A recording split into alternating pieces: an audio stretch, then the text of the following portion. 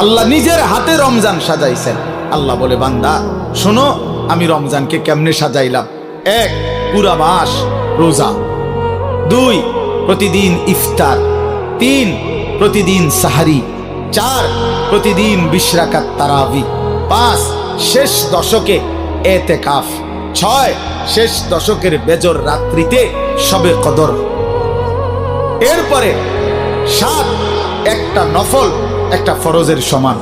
8, একটা ফরজ 70টা ফরজের সমান। 9, প্রথম দশক রহমত। 10, মাঝখানের দশক মাগফিরাত। 11, শেষ দশক জাহান্নাম থেকে মুক্তি।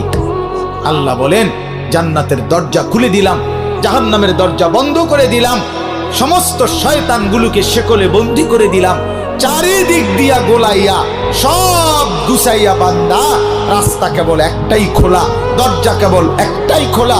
পুরা রমজান রাতে আসো, দিনে আসো, দুপুরে আসো, শুধু আমার গোলামি করবা, গুনাহ ছেড়ে দিবা, আর একটা দরজা দিয়েই সবাই ঢুকবা। শুধুই জান্নাত, শুধুই জান্নাত, শুধুই জান্নাত, শুধুই জান্নাত।